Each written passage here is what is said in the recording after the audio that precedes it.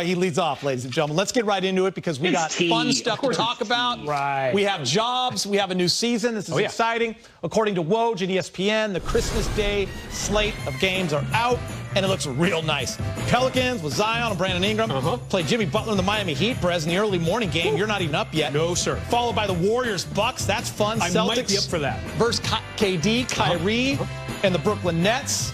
Then prime time, of course, your champion Lakers taking on Luka and the Mavs. They're going to wrap it up, a little revenge game for the Clippers, taking on the Nuggets. Remember when they were up 3-1? The Nuggets came back to win. So that's going to be fun. There it is. Awesome slate of games. We all heard it was going to be Warriors, guys, but it's Luka and the Mavs coming to town. Do you like it? I do. I really do. I have to wonder if maybe the Clippers play the Lakers on opening night. That seems to be a pretty interesting matchup if that's what happens a few days earlier. But yeah, Warriors-Lakers would have made sense on Christmas. Of course, Clay getting injured kind of put a damper on that for sure. But some really good matchups. I mean, I'm really excited to see if the Bucks look good with their new point guard. But of course, this is the one that we'll be talking about a lot. We don't know if Kristaps Porzingis will be playing in this. That the Mavs kind of being a little hush-hush about his health status, but we do know that Anthony Davis, LeBron James, Schroeder, Montrez, and friends will all be up and ready for this one. Pretty excited. And Bill, when LeBron James comes to the Lakers for the third straight year, you are primetime game on Christmas, my friend. Oh, absolutely. I mean, listen, we all know what LeBron and the Lakers now represent. I mean, it's the greatest player in the game and you know, the most glamorous and right now the greatest team in the league. So it's a no-brainer to put him in that slot. And I like the matchup also. I'm with Brez. You know, I was kind of anticipating Warriors. We've certainly seen Clippers there in the past. You know, they played the Nuggets in the conference finals. But in terms of a sexy matchup and big-time stars, you know, you've got the current face of the league in LeBron James, and then a guy who, you know, really I think a lot of people have kind of circled as one of the next faces of the league, if not the next face of the league, a guy who plays the same way as LeBron, you know, a pass first but can get his own too, you know, a global appeal. I mean, that is a huge matchup and really appealing. And by the way, one of the best games of the year last year, early in the season in Dallas, Lakers beat the Mavericks in overtime. I mean, Luka's going off, LeBron's going off, Danny Green hits the corner three to force overtime. Dwight murders Seth Curry. There's a warrant out for him still. It was for that screen. It was a great game, and I think that there is some drama and intrigue in that matchup. Bill on fire already. Lakers basketball 10 days away. Yes, you do. Mute him. Purple and Gold will play 4 preseason games. First 2 are at home against the Clippers, the 11th and 13th. Then they head to Phoenix, take on the Suns for 2 more games, December 16th and 18th. So what does LeBron James think about preseason being so close? He spoke about it exclusively with our own Allie Clifton and Richard Jefferson on the Road Trippin' podcast. Preseason, I'm not quite worried about.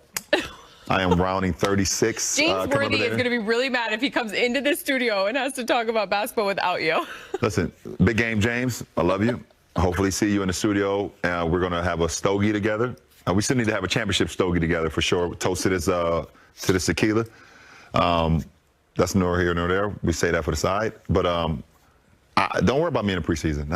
It's not. I'm not worried about you in basketball. I want to know, as an individual that pays attention to this stuff, like, how is it? Like, we watch now. It's like you see all these college football games getting canceled, postponed, and college basketball is like, we're ready to start. Right. It's like, no, you're not. No one's starting. College basketball has done what they needed to do. They just went, literally, they would send teams to an area for 10 days, and they'd get 3 straight games in. Yeah. So that they could, like, limit the travel time. That's actually they're smart. doing what they can. It is smart. And it's very smart. So I'm very intrigued on seeing what's the protocol is going to be.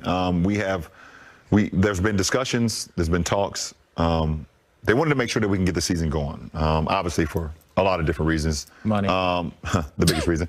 But the safety of our players and the safety of our owners and the safety of our GMs and the safety of our coaches and training staff and things. That's more important than anything.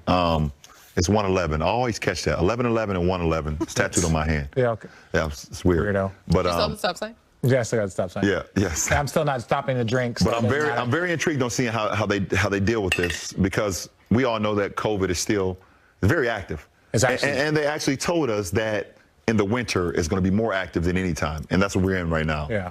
You know, either if you're seeing snow or not, this is the winter time. and it's picking up steam. So I just want to see. I want to see how we tackle this. Stick around. This is going to be awesome. After tonight's Access, brand new road tripping podcast. LeBron James speaking for the very first time since the Lakers won the title less than 2 months ago. Part 1 of 2 premieres tonight at 8, right here on Spectrum Sportsnet. He was here for 2 hours, Brez. You got to have 2 parts. That's spectacular. LeBron spoke about the protocols, and we are already seeing delays to the start of training camp for the Warriors. Their GM Bob Myers announced that practice will be delayed 1 day from Sunday to Monday after 2 Warriors players tested positive for COVID-19. So the NBA knows that these issues would arise, no doubt. This time, no bubble. What do you foresee the first couple of months looking like, Brez? Yeah, there's going to be some halt in some of these games. There's going to be some suspensions of games, some postponing, maybe some cancellations. This is the reason why the NBA said we're not going to release the entire 72-game schedule. We're going to do the first half of it, and then in a few months, we'll give you the second half of it. They're going to have to try to figure out if maybe we need to make up some games in the later months of the season. But it could be slow because, as LeBron said, it is winter. This is the tough time of the year for any flu season. And in particular, we're fighting COVID still, all of us. Bill? Yeah, I mean, I'm with LeBron. I'm with Brez. I think that there's going to be a lot of disruption in this season. It just seems kind of inevitable with kind of the state of the world right now. I think we all feel like we are moving toward the other side of this with, some positive vaccine news. But the reality is, that's going to take time to roll out nationally and get fans back in arenas. And teams are going to be traveling around the country, and they're going to be safe. They're going to be, protected. They're going to be tested every day. But I think the realities of this virus mean that we don't know, which teams are going to be most affected by the virus, whose seasons are going to be suspended, whose players are going to suffer the most. I mean, it's really a real roll of the dice for the league, I think, to get this season going in the middle of something like this. All right, guys, the Lakers roster is near completion, but the biggest chip has yet to fall. Anthony Davis remains unsigned. Multiple media reports have indicated the sides were meeting on Tuesday. AD is entering year 9, coming off a season where he averaged over 26 points, 9 rebounds for the Lakers, on their way to their 17th title in franchise history. Why do you think they're taking their time on this one, Brez? Yeah, I have a feeling AD, who definitely has plenty of leverage on his side, he's probably talking to the Lakers about the future. What are their plans next summer during the free agency period? How about the year after that? What are you hearing about LeBron? I like playing with him. We had a pretty good run, obviously, this year. What's the future of this franchise? He's still getting to know it. And that sounds weird when you win a championship with a team, but he's only been here a year. So he probably just wants to think about more. Do I like the city of L.A.? Do I like the future of this franchise? Hey, Kobe Bryant sat down with Jerry Buss tons of times over all the years that Dr. Buss and Kobe were with the Lakers. And Kobe, a lot of times, he fast-forwarded. Like, what's next? Who's coming? Who's going? What's the vision? What's your plan for this franchise? And that's kind of what Anthony Davis, that's probably part of his mindset right now. Bill?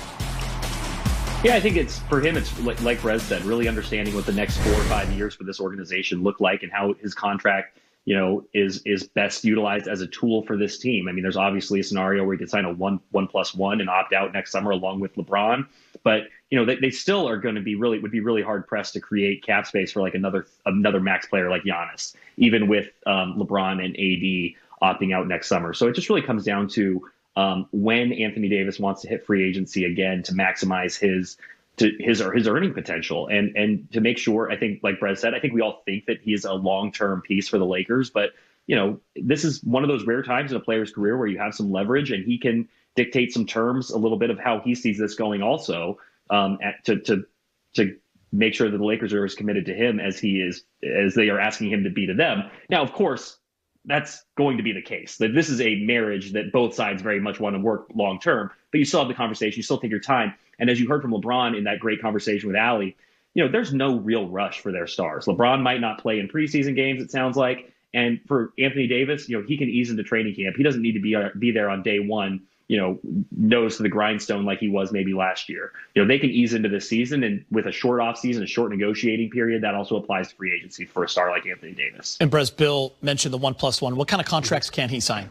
He could sign up to 5 years. You know, if you have a player, you can bring him back for 5 years. That's part of the CBA. If you want someone from another team, it's a 4-year max. And here are the numbers. You know, 5 years, 190. That's a lot of money right there. I think he goes 2 years. That's my prediction. 2 years plus a player option for a third. If he signs 2 years, as you see at the bottom, he gets that magical 10-year service. Why is that significant? Because then once you hit 10 years, he can opt out for that third potential year. That would be his 11th year, and sign for a boatload of money. If you play 10 years, you have a lot of accolades in your past, all-star appearances, Defensive Player of the Year awards, whatever it might be. You, sir, are in line for a big, big raise. So financially, it does not make sense for him to sign for 5 years, because after a 2-year deal, he can make a lot of money. Maybe sign 2 years and then 5 years with the Lakers. Some big numbers, some fun numbers there with your Clark Griswold sweater on. It's a little bigger than your bonus, probably, right? Yeah, this sweater was purchased for much less than